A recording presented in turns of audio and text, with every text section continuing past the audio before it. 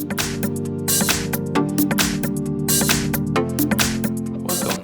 Today I want to show you how to use the Live Listen on AirPods.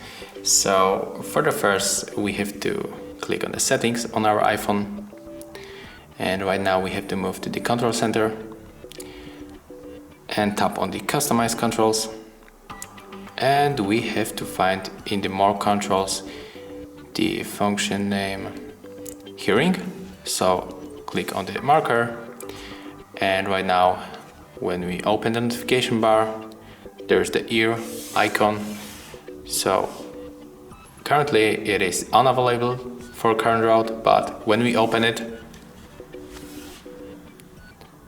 and put to the ear,